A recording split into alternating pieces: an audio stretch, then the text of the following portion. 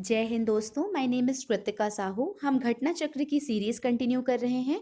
इस वीडियो में हम बुद्धिज़्म के बचे हुए क्वेश्चंस एंड आंसर्स देखेंगे। बुद्धिज़्म चैप्टर के 2 पार्ट हमने ऑलरेडी अपलोड कर दिए हैं। अगर आपने नहीं देखा है तो प्लेलिस्ट में जाके सबसे पहले उसे उसे देखिए, क्योंकि वहाँ पे हमने स्टैटिक पोर्शन के बहुत सारे इंपॉर्टेंट एस्पेक्ट्स को डील किया है। Now let's start this particular part. सबसे पहला क्वेश्चन सीजीपीएससी में पूछा गया था 2019 में। Who is called the crypto Buddhist? Answer है शंकराचार्य।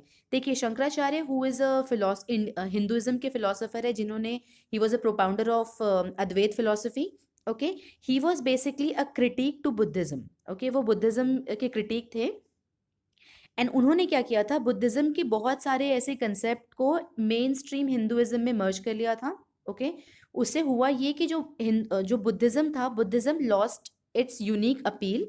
एंड जब उसके बाद जब फॉरेन इन्वेजन हुए हमारी कंट्री में, तो बुद्धिस्ट मोनेस्ट्रीज और उनके जो विहार्स को अटैक हुआ और उसको इस तरीके से डिस्ट्रॉय किया गया कि जो भी बुद्धिज्म और बुद्धिस्ट के उस समय के जो मॉन्क्स वगैरह थे, they have to leave India and they have taken refuge in Tibet, China and other Southeast countries. Next question है रिगार्डिंग व्हाट इज ट्राइपिटका। सो ट्राइपिटका, सो जो पिटक होता है, पिटक या पिटका आप जैसा भी बोल सकते हैं, जो पिटक्स होते हैं वो basically collection of holy book है, होली स्क्रिप्चर है बुद्धिज्म की। Okay, so there are 3 pitakas, इसलिए उसको ट्राइपिटकास बोलते हैं। आंसर है इसका collection of preachings of Buddha. Tripitakas is basically the collection of preachings of Buddha. पहला होता है सुत्त पिटक, दूसरा है विनय एंड तीसरा है अभिधम पिटक। देखिए, जो सुत्त पिटक होता है, it deals with the sermons and teachings of Buddha. जातक कथाओं के बारे में आपको पता होगा, जातक स्टोरीज, वो भी सुत्त पिटक का ही पार्ट है। तो बेसिकली सुत्त मतलब होता है सूत्र, फॉर्मूला। ओके, सो जो भी टीचिंग्स हैं, उसके जो फॉर्मूला होता है वो कौन देगा? जो उसका ओरिजिनल प्रोपाउंडर होगा, और वो थे बुद्धा। तो जब भी हम टीचिंग, सरमन, ओरिजिनल थिंकिंग, जातक कथाएं, ये सब की बात करेंगे तो वो आएगा सुत्त पिटक में, बिकॉज दीज आर द सूत्र, दीज आर द फॉर्मूलाज जो बुद्धिज्म को डील करता है, जिससे बुद्धिज्म डील करता है। नेक्स्ट है विनय पिटक। देखिए, Vinaya Pitaka is the collection of rules governing the Sangha and monks. ये सारे रूल्स एंड रेगुलेशन की संघ को चलाना कैसे है, मॉन्क को कैसे रहना चाहिए, क्या खाना चाहिए, किस तरीके से अपने आप को किस किस तरीके से प्रीचिंग करनी चाहिए, ये सारे rules and regulation Vinaya Pitaka के अंदर आएंगे। याद कैसे रखेंगे? देखिए, जो वर्ड विनय है ना, हिंदी हिंदी वर्ड है जो विनय, विनय का मतलब होता है गुड मैनर्स, सॉफ्ट स्पोकन। सो जो मैनर्स की बात आ गई, तो manners, good manner is one of the good code of conducts का पार्ट हो जाता है ना। तो जहां भी कोड ऑफ कंडक्ट की बात करें, Vinaya is one of the code of conduct. इसलिए विनय पिटक के अंदर वो सारे कोड ऑफ कंडक्ट लिस्ट होंगे जो कि बुद्धिज्म के मॉन्क्स एंड संघ को फॉलो करने चाहिए। विनय कोड ऑफ कंडक्ट, और विनय पिटक में list of code of conduct. इससे होपफुली आपको वहां पे क्लिक होगा एग्जाम में। नेक्स्ट है अभिधम पिटक। अभिधम पिटक बेसिकली डील करता है फिलॉसफी ऑफ बुद्धिज्म से, कि बुद्धिज्म की एक्चुअली फिलॉसफी क्या है, बुद्धिज्म को फॉलो करने के बाद एक्चुअल में क्या होगा, वो किस तरीके से डील करता है, चीज़ों को किस नज़रिए से देखना चाहिए, ये सब फिलॉसफी डील करती है। तो बुद्धा की जो फिलॉसफी है, उस फिलॉसफी का पार्ट डील करता है अभिधम्म पिटक। नेक्स्ट क्वेश्चन है, नेक्स्ट 2 क्वेश्चंस अगेन ट्राइपिटकास दोनों बुद्धिज्म से रिलेटेड है। नेक्स्ट क्वेश्चन है which of the following Buddhist text contains the rules. Again rules हो गया, कोड ऑफ कंडक्ट की बात आ गई, तो आंसर होगा विनय पिटक। नेक्स्ट है which of the following Buddhist literature contains the Buddha sermon. देखिए, बुद्धा का सरमन, बुद्धा की टीचिंग, मतलब सूत्र की बात हो रही है, सुत्त पिटक। नेक्स्ट है यामका। यामका बिलोंग्स टू द बुद्धिस्ट, कौन से पिटक को बिलोंग करते हैं? देखिए, बुद्धिज्म चैप्टर एक तो बहुत बड़ा चैप्टर है, इसमें ऐसी बहुत सारी इंफॉर्मेशन है जो time and again commonly previous year questions में पूछी हुई है। इतनी सारी इंफॉर्मेशन याद करने को होती है कि हम कॉमन इंफॉर्मेशन ही भूल जाते हैं। तो इस पर्टिकुलर क्वेश्चन से मेरा आपको सजेशन ये रहेगा कि पहले जो कॉमन इंफॉर्मेशन है वो याद करने की कोशिश करिए। And once you are 100% confident कि जैसे बुद्धिस्ट काउंसिल याद हो गया आपको, उनके 8 फोल्ड पाथ्स याद हो गए, और जो फिलॉसफी है, देन हमको बोधिसत्व, उनके नाम, उनकी मुद्राएं याद रखनी है ना, बहुत सारी चीज़ें याद रखनी है आगे जाके। ये सारा जो कॉमन चीज़ें पहले याद कर लीजिएगा, और अगर टाइम और एनर्जी बचे उसके बाद आप ये याद करिएगा कि कौन से पिटक में कौन से बुक आती है। बिकॉज ये जो यामका है ना, Yamaka basically one of the 7 books हैं जो अभिधम्म पिटक के पार्ट है। यामका, पथना, कथावत्थु, पुगलपंत, पुगला पुगला पनत्ती, धातु कथा, विभंग एंड धम्मसंगी, ये सब अभिधम्म पिटक के 7 बुक्स हैं। वैसे ही सूत्र पिटक के होंगे एंड वैसे ही विनय पिटक के होंगे। तो पहले आप कॉमन जो पूछा गया है वो याद करिए, टाइम बचेगा तो फिर आप एक बार गूगल करके कि इन पिटक्स के अंदर कौन से बुक हैं उसका नाम आप याद करिएगा। मेरी सजेशन रहेगी you can skip this part.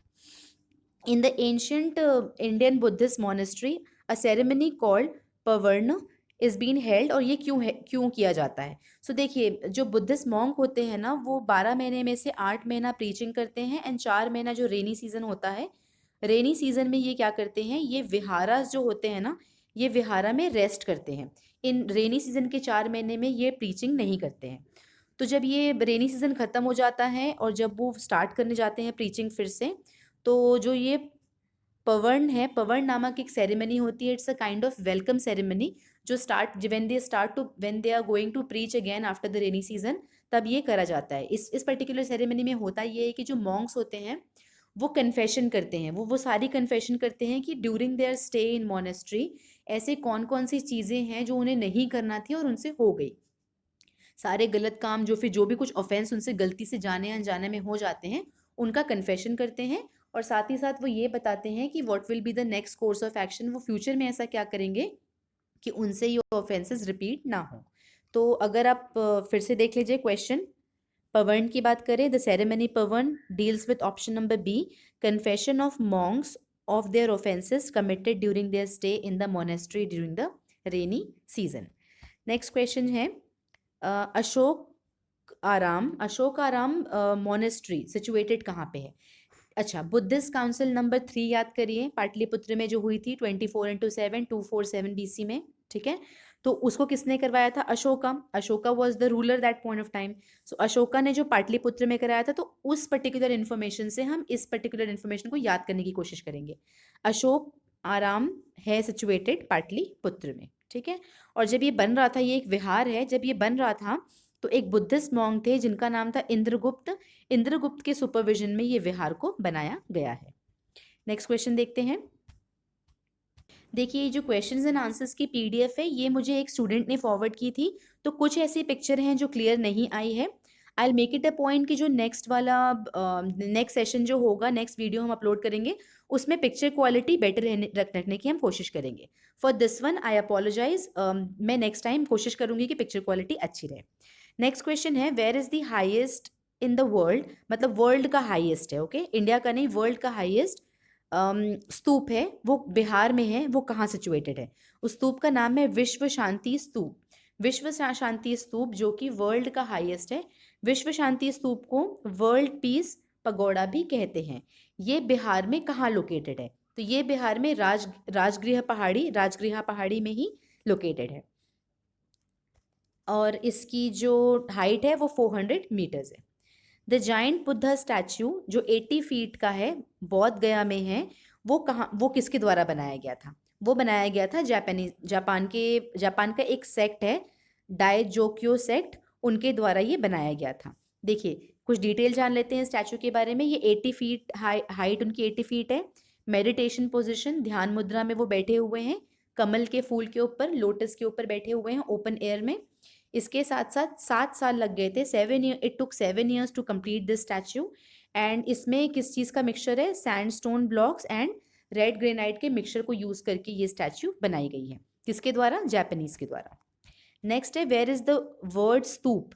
जो स्तूप वर्ड है, स्तूप या स्तूपा बोल लीजिए, ये सबसे पहले कब यूज़ किया गया था? देखिए, मैं लेक्चर जब बुद्धिज्म के चैप्टर जो फर्स्ट पार्ट है वहाँ पे भी बताया था कि stupa is not only related to Buddha but pre Buddha के पीरियड से हम यूज़ करते हुए आ रहे हैं। तो सबसे पहले स्तूप का मेंशन कब किया गया था? ऋग्वेद में।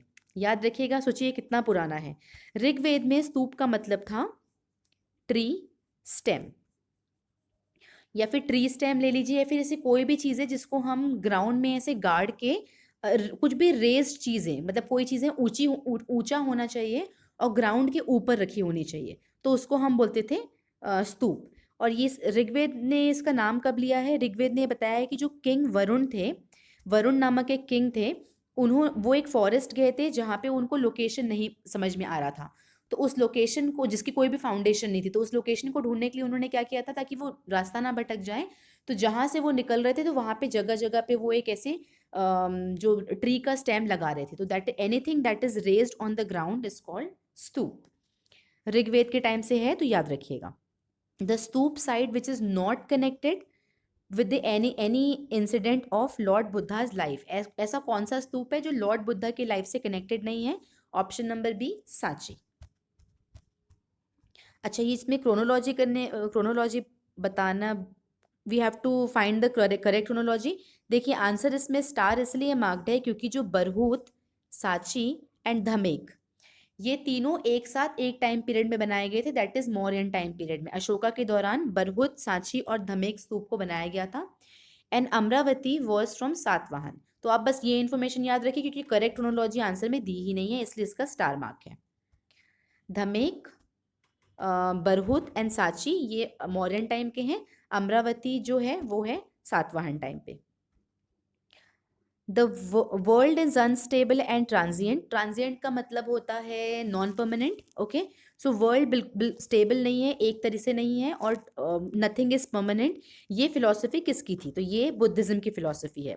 देखिए इम्परमानेंस को बुद्धिस्ट टेक्स्ट में लिखा है अनित्य, जिसको हम अनित्यवाद भी बोलते हैं। ठीक है, अनित्यवाद ये बोलता है कि जो भी चीज़ें हैं, मटेरियल, नॉन मटेरियल, मेंटल जो भी चीज़ें हैं, ये सारी चीज़ें नॉन परमानेंट है। ये इसमें कोई भी चीज़ें इस वर्ल्ड में परमानेंट नहीं है। तो ये फिलॉसफी बुद्धिज्म डील करती है। नेक्स्ट है who advocated neo Buddhism. Neo याद है आपको? सबसे पहला लेक्चर स्टोन एज का, नियो का मतलब होता है न्यू। तो बुद्धिज्म को नए तरीके से देखना या फिर नए तरीके से उसको इंटरप्रेट करना, उनकी टीचिंग्स को इंटरप्रेट करना, ये किसने किया था? तो अगर आपको स्टोरी पता होगी, Ambedkar ji was a follower of towards the latter part of his life, वो बुद्धिज्म के फॉलोवर बन चुके थे। ही बिकेम बुद्धिज्म के फॉलोवर, और उनको बोला जाता है कि he is the new Buddhism, he is a new Buddhism हमारे इसमें कंट्री में। अब देखिए क्योंकि अंबेडकर जी जिन्होंने कास्ट को लेके बहुत स्ट्रगल किया है, तो ही इज़ द वन जिन्होंने री इंटरप्रिटेशन किया था बुद्धिज्म की, और इसको बोला जाता है new vehicle. Okay, as per the new Buddhism, उन्होंने क्या किया था? ही रिजेक्टेड, जो अंबेडकर जी हैं, ही रिजेक्टेड द प्रैक्टिस, परसेप्ट, बहुत सारी प्रैक्टिस और बहुत सारी थिंकिंग उन्होंने रिजेक्ट की थी, जैसे कि रिनाउंसिंग ऑफ द मॉन्क और monasteries, karma, rebirth after life, samsara, meditation, enlightenment, four noble truth, इन सबको इन्होंने क्या किया था? रिजेक्ट कर दिया था। और उन्होंने बुद्धिज्म को रिवाइज किया था, ओरिजिनल बुद्धा टीचिंग को, which was all about class struggle and social equality. देखिए ऐसा माना जाता है कि जब बुद्धिज्म बेसिकली जो ट्रुथ की खोज में वो गए थे 6th सेंचुरी में, तो 6th सेंचुरी BC में, तो उस समय पे हुआ ये था कि जो उस समय का जो हिंदुइज्म चल रहा था, वहाँ पे बहुत सारे रिचुअल्स इस तरीके के थे जो अननेसेसरी थे, एंड बहुत सारे क्लास स्ट्रगल बहुत था। ओके, एंड जो हिंदुइज्म था वो बेसिकली जो प्रीस्ट होते थे, पुजारी लोग होते थे, वो जो भी रूल्स फॉलो करने बोलते थे उसमें, एंड उस समय पे भी जो क्लास एंड कास्ट स्ट्रगल बहुत था। तो उसको एड्रेस करने के लिए बुद्धिज्म शुरुआत हुआ, और बुद्धिज्म फेमस भी इसलिए हुआ, इस तरीके से बुद्धिज्म बढ़ा हमारी कंट्री में। रीज़न यही था कि वो बहुत सिंपल था, और वो क्लास एंड कास्ट स्ट्रगल को बिल्कुल नहीं मानता था, स्ट्रैटिफिकेशन नहीं मानते थे।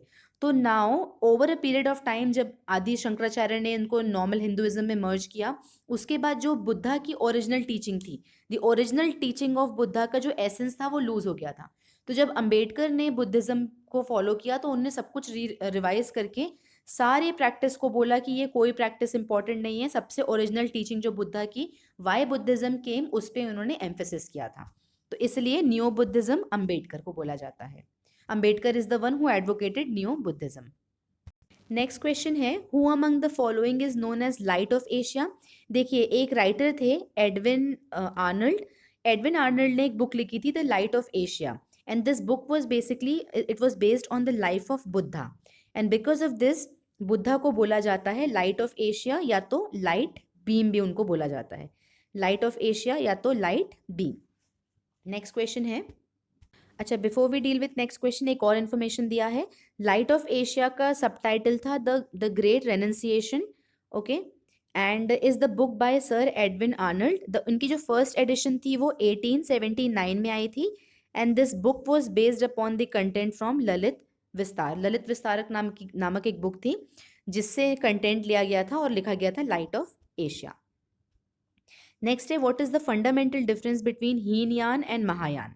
ओके, हीनयान एंड महायान का सबसे फंडामेंटल डिफरेंस था वो था कि जो हीनयान थे, जो जो कि ऑर्थोडॉक्स बुद्धिज्म को मानते थे, वो बुद्धा को एज अ ग्रेट मैन मानते थे, गॉड नहीं मानते थे। और हीनयान में कोई भी मूर्ति पूजन, आइडल वर्शिप नहीं थी। आइडल वर्शिप की शुरुआत ही की गई थी महायान सेक्ट से, इसलिए option number C, worship of gods and goddesses जो है is the main difference of Hinayana and Mahayana. Gautam Buddha was elevated to the position of god during which period, बताइए कौन सा पीरियड होगा। देखिए, जब जब महायान बना होगा तभी हमने गॉड की पोजीशन पे उनको लेके आया। एंड याद करिए महायान और हीनयान कब, वो सेक्ट कब डिवाइड हुए थे, फोर्थ बुद्धिस्ट काउंसिल के अंदर पे, जिसको कनिष्क ने ऑर्गेनाइज किया था। तो during the period of Kanishka, during the fourth Buddhist council. The first human statue worship in India, सबसे पहला इंसान को स्टैच्यू बना के वर्शिप करना। इसके पहले जो भी स्टैच्यूज थे वो हमारे डेमी गॉड्स के थे, है ना, वरुण गॉड हो गए, जिन नेचर ऑफ गॉड के हो गए, शिव हो गए, विष्णु हो गए। पहला ऐसा ह्यूमन था, मतलब उनको हमने पैदा होते हुए देखा है, वो इसी वर्ल्ड के पार्ट थे। एंड लेटर ऑन उन्हीं की स्टैच्यू बना के उनकी पूजा करने लग गए। तो फर्स्ट ह्यूमन स्टैच्यू जो थे, जो इंडिया में वर्शिप करना स्टार्ट हुए हैं, वो है Buddha. Which of the following laid the foundation of idol worship in the country? Buddhism. Name the mudra which is represented by the Gandhara Buddha image of Sarnath. Gandhara Buddha image of Sarnath first sermon. तो first sermon देते हुए कौन सी position पे थे, ये गांधारा बुद्धा जो है ना उसमें है। तो देखिए अगेन फर्स्ट सर्मन की बात कर रहे हैं, धर्म चक्र प्रवर्तन, तो पोजीशन भी, मुद्रा भी वही होगी। कुछ डिटेल्स दी गई है यहाँ पे। The Gandhara Buddha image was inspired by Hellenistic realm, tempered by Persian, Scythian and Parthian models. The main subject इसके आर्ट का था द लाइफ ऑफ बुद्धा। अच्छा, अभी जो ये गांधारा बुद्ध है, इसमें धर्म चक्र तो था ही था, उसके साथ साथ अदर पोजिशंस भी थे, जैसे कि मेडिटेशन पोजिशन। एक तो धर्म चक्र पोजिशन जो कि फर्स्ट सर्मन से डील करता है, सेकेंड है मेडिटेशन, दूसरा है अभय, एंड देन लास्ट है वर्दा posture. The standing statue of Buddha was built in the period of Kushan. Next question है Lord Buddha's image is sometimes shown with the hand gesture called भूमि स्पर्श मुद्रा। देखिए जब Lord Buddha meditation करने बैठे तो उन्हें बहुत तरीके की डिस्ट्रैक्शंस हुई, उस डिस्ट्रैक्शन को बोलते हैं माया। ओके, मारा बोला जाता है बुद्धिस्ट टेक्स्ट में, उसका मतलब होता है माया। ओके, जब तो आप भी एक्सपीरियंस करेंगे कि जब भी आप आंख बंद करके मेडिटेशन या ध्यान करने की कोशिश करें, दैट वेरी टाइम आपको सबसे ज़्यादा डिस्ट्रैक्शन होता है जब आपको डिस्ट्रैक्शन नहीं चाहिए। तो हिंदुइज्म में और इनफैक्ट बुद्धिज्म में भी ये माना जाता है कि you have to sit and जो डिसाइड किया है उसे करिए। अगर आपने मेडिटेशन करने का डिसाइड किया है तो आपको आंख बंद करके बैठना है एंड आपको इस मारा पे विजय प्राप्त करनी है। मतलब कि डिस्ट्रैक्शन होंगे, you have to deal with that distraction and continue doing what you are doing, continue करिए अपनी प्रैक्टिस। एंड एक ऐसा पॉइंट आएगा जब आप माया पे विजय प्राप्त कर लेंगे फॉर श्योर। तो सेम हुआ था बुद्धा के साथ में। जब बुद्धा बैठे थे मेडिटेशन करने के लिए, बहुत माया ने बहुत कोशिश करी, मारा ने बहुत कोशिश करी उन्हें डिस्ट्रैक्ट करने की, बट उसके बाद उन्होंने माया पे विजय हासिल करी एंड फाइनली उनको निर्वाण की प्राप्ति हुई, ही गॉट एनलाइटनमेंट। तो जब उनको एनलाइटनमेंट मिल गया तो बुद्धा ने क्या किया, बुद्धा ने धरती को स्पर्श करके, धरती पे हाथ रख के ये बोला कि मेरे प्योरिटी और मेरे चैस्टिटी की जो गवाह है, जो विटनेस है, वो है धरती माँ। धरती को हम माता मानते हैं हिंदुइज्म में। तो धरती माँ, मेरी माँ साक्षी है कि मैं कितना प्योर हूँ और मैंने माया पे विजय हासिल कर ली है। तो अगर आप भूमि स्पर्श मुद्रा की बात करें तो option number B will be the right option. Buddha's calling of the earth, वो अर्थ को बोल रहे हैं, अपनी माँ को बोल रहे हैं, कॉल कर रहे हैं कि विटनेस करिए, देखिए मेरी प्योरिटी, और आप साक्षी होंगे मेरी प्योरिटी की, बिकॉज मैंने डिस्पाइट द टेम्पटेशन ऑफ मारा, मैंने एनलाइटनमेंट हासिल करी। भूमि स्पर्श मुद्रा, touching of the earth. Next question है Sarnath Buddha image of Bhumi Sparsh belong to which period? It belongs to Gupta period. Next है Sarnath Buddha image of Bhumi Sparsh belongs to Gupta period. चलिए इस क्वेश्चन में हमारा प्रीवियस चैप्टर का भी revision हो जाएगा। याद करिए Lothal, okay, Lothal, lot of Prasad, lot of भोग, भोगवा रिवर, राइट है, उस याद है आपको। लॉट ऑफ प्रसाद खाने के बाद हम कहाँ गए थे? डॉक्टर के पास। तो ये लोथल एंशियंट डॉकयार्ड, ये करेक्ट ऑप्शन है। सारनाथ, जहाँ पे फर्स्ट सरमन दिया था बुद्धा ने, याद है, सारनाथ चक्र, चक्र से व्हील, व्हील से रथ, एंड रथ से सारथी, राइट। तो Sarnath option number 2 is also correct. Option number 3, Rajgir, Rajgir जो बिहार में है, is that the lion capital of Ashoka? नहीं, लायन कैपिटल ऑफ अशोका भी सारनाथ को बोला जाता है। Nalanda, great seat of Buddhist learning, yes, Nalanda बहुत बड़ी लाइब्रेरी थी हमारी एंशियंट इंडिया की, और वो बिहार में थी, okay. So it is a great seat for Buddhist learning too. Next question है, in the Mahayana Buddhism the Bodhisattva Avalokiteshvara, Avalokiteshvara is known as, so answer है पद्मपानी। देखिए पद्मपानी का मतलब है लोटस बेरर। सो एक बुद्धा की स्टैचू है, ओके, जिसमें वो एक ट्राई बेंड पोजिशन पे खड़े हैं, ओके। सो ये जो है, सॉरी, ये बुद्धा की स्टैचू नहीं है, ये बेसिकली एक बोधिसत्व है, अवलोकितेश्वर उनकी स्टैचू है, और इनकी जो पोजीशन है वो ट्राई बेंड पोजीशन पे है। महायान बुद्धिज्म में इनका ये मान, देखिए महायान के पहले की जो सोच थी हीनयान के समय की, उनकी ये सोच थी कि जो हम मेडिटेशन कर रहे हैं, ध्यान लगा रहे हैं, मॉन्क वाली लाइफ जी रहे हैं, इससे इंडिविजुअली आपको इनलाइटनमेंट मिलेगा, और एक बार आपको निर्वाण प्राप्त हो गया, उसके बाद आपकी डेथ के बाद में आप वापस लौट के नहीं आएंगे, परिनिर्वाण हो जाएगा। पर जब वो सेक्ट आगे बढ़ा और जब महायान टाइम तक आए, तो महायान का ये कहना है कि बोधिसत्व वो लिविंग बींग होते हैं, मतलब they are not, they are the living being जो जी रहे हैं, और जो एस्पायर करते हैं कि उनको एनलाइटनमेंट चाहिए, उनको निर्वाण चाहिए। बट इनका ये भी मानना है कि जो एनलाइटनमेंट मिलेगी वो इंडिविजुअल के साथ साथ सबको मिलेगी। तो उनका ये मानना है कि साथ में, एक साथ जब हर इंसान को एनलाइटनमेंट मिल जाएगी, दैट इज व्हेन एक साथ सबको परिनिर्वाण मिलेगा। तो they use to believe in nirvana, but parinirvana for an individual उनका ये बिलीव नहीं था। तो ऐसा इंसान, जिन those who aspire to have nirvana, और वो सारे प्रैक्टिसेस फॉलो करता है बोधि बनने के, उसको हम बोलते हैं बोधिसत्व। बोधिसत्व का मतलब होता है लिविंग बीइंग, एंड बोधि का मतलब होता है एनलाइटनमेंट। नेक्स्ट है, देखिए ये क्वेश्चन यूपीएससी 2019 में भी पूछा था, और ऑप्शन के हूबहू इसी, बिल्कुल option number 1 and I think option number 3 के एग्जैक्ट वर्ड्स को यूज करके 2020 में भी क्वेश्चन पूछा गया है। इसलिए मुझे लगता है घटना चक्र की जो क्वेश्चंस एंड आंसर्स हैं, उस वीडियो को आप देख लीजिए, घटना चक्र हो सके तो पढ़ लीजिए, बिकॉज इसमें प्रीवियस ईयर क्वेश्चंस अगर आपने देख लिया तो एटलीस्ट आप वो क्वेश्चन रॉन्ग करके नहीं आएंगे जो प्रीवियस ईयर में आ चुके हैं। क्योंकि देखिए इनफैक्ट यूपीएससी इटसेल्फ 2019 एंड 2020 दोनों में लगातार सेम क्वेश्चन पूछा है। तो देखिए इस क्वेश्चन में ये बोला है कि जो महायान बुद्धिज्म है उसके फीचर क्या हैं। देखिए ये तीनों ही फीचर है, जहाँ पे deification of the Buddha, then treading the path of Bodhisattva, Bodhisattva हमेशा महायान को बिलोंग करता है, याद रखिएगा, and image worship and rituals भी महायान में चालू हो गए थे। तो ये तीनों आते हैं महायान के पार्ट हैं।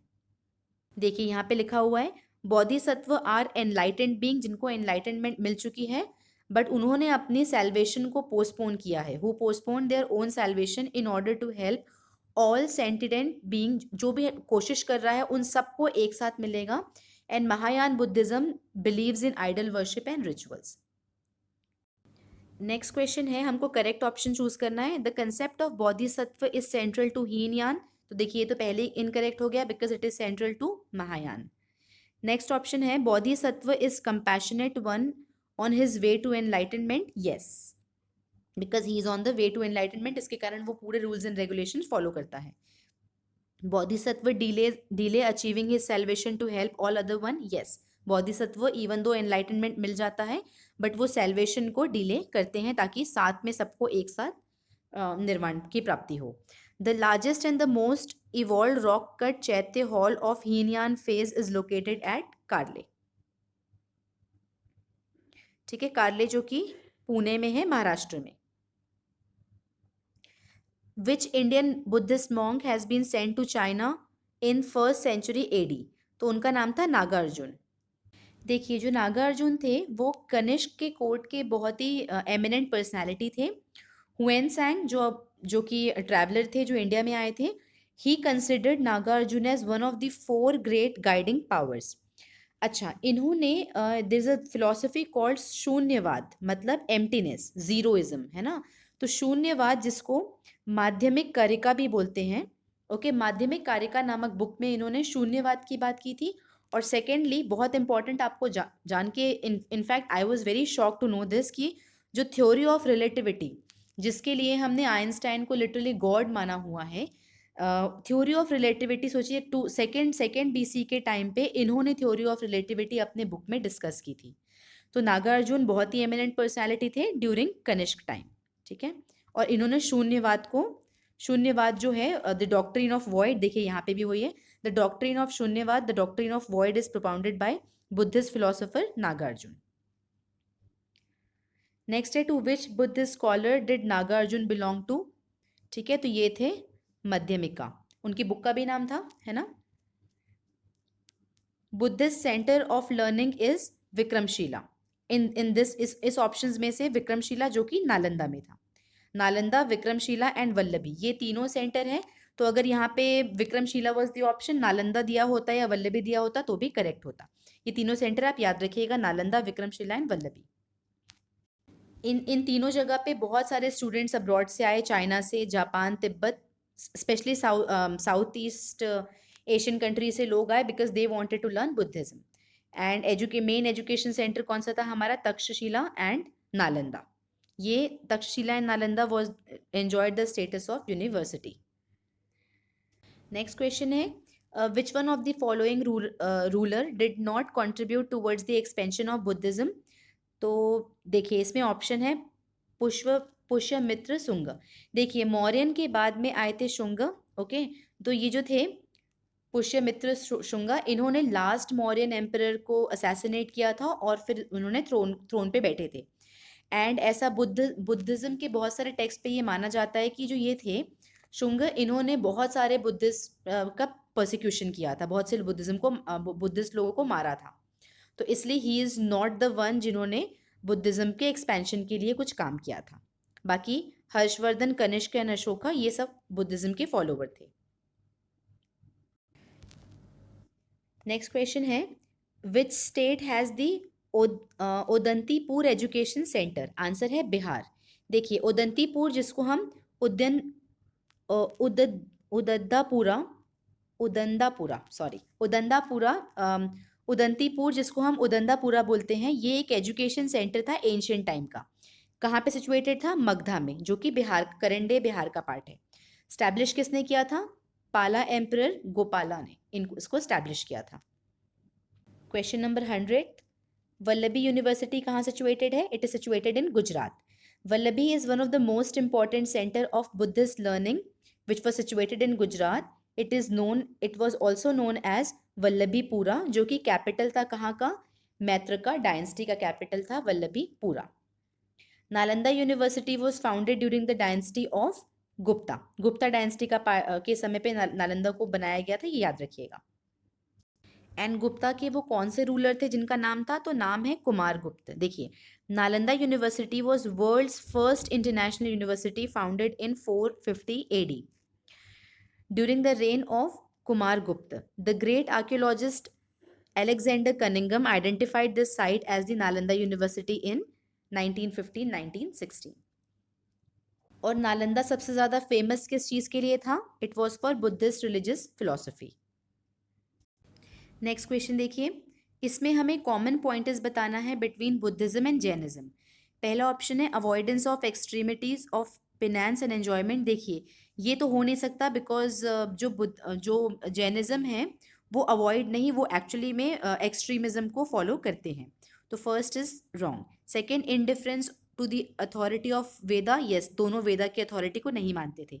Denial of the efficiency of ritual, correct. Non injury to animal life, correct. So option होगा 2, 3 एंड 4, जो कि है ऑप्शन बी। देखिए the avoidance of extremities of penance and enjoyment was prohibited in Buddhism but not in Jainism, okay. Next भी same ही question है। देखिए ये जो क्वेश्चन है इसको मैंने किसी पर्टिकुलर बुक में तो नहीं पढ़ा, so I will read it as it is, जो कि घटना चक्र में दिया हुआ है। ये कितना वैलिड है, वैलिड नहीं है, क्योंकि मैंने और किसी बुक में पढ़ा नहीं है, so I am not sure about it. यहाँ पे क्या बोला है, which is the correct regarding Buddhism, it did not reject caste and class, it challenged the highest social rank brahmins and it pointed certain caste as low। अब इनका क्या कहना है कि बुद्धिज्म कास्ट और क्लास को रिजेक्ट नहीं करता है, which I am not sure, but यहाँ पे करेक्ट ऑप्शन है ऑल 1, 2 and 3। यहाँ पे लिखा है कि जो इवन दो बुद्धिज्म ने accepted the caste system up to certain extent, they did challenge Brahmanism, but वो up to some extent caste system को मानते थे, बट उन्होंने डायरेक्ट चैलेंज सिर्फ ब्राह्मणिज्म जो कि टॉप इन द ऑर्डर थे उनको चैलेंज किया था। In Buddhism some caste are placed as low, ऐसा घटना चक्र का मानना है। I am not sure about it. Next है Anatmavada, that is non self is the doctrine of, Anatmavada non self is Buddhism.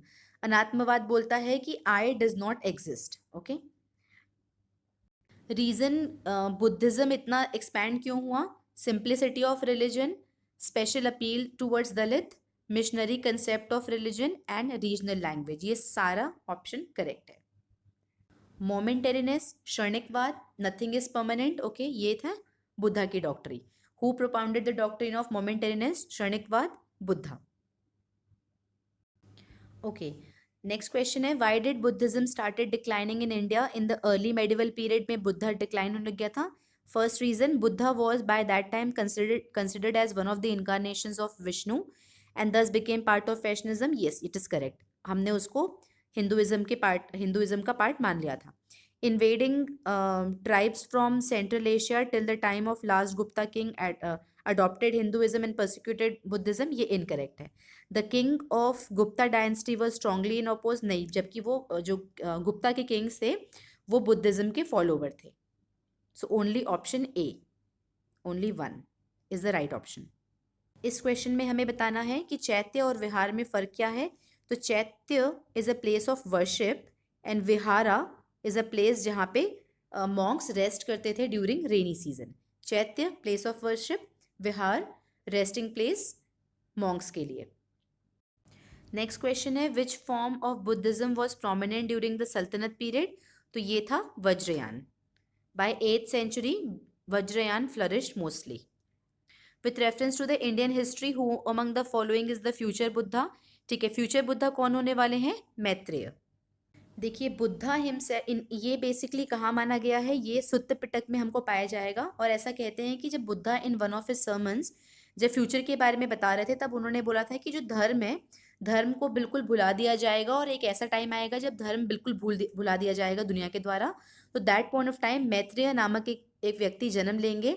He will be a Buddha होंगे and he will reestablish the dharma in the world, ऐसा बुद्धा ने बोला था। और सिर्फ एक बार ऐसा मेंशन हुआ है बुद्धा के द्वारा।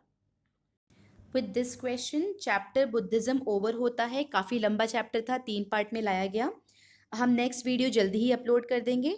Till then keep learning, keep revising. Revision बहुत इंपॉर्टेंट है, बार बार वीडियोस को देखिए, रिवाइज करिए, फैक्ट्स याद रखने की कोशिश करिए। एंड क्योंकि कोविड का समय है, stay at home, stay safe. जय हिंद।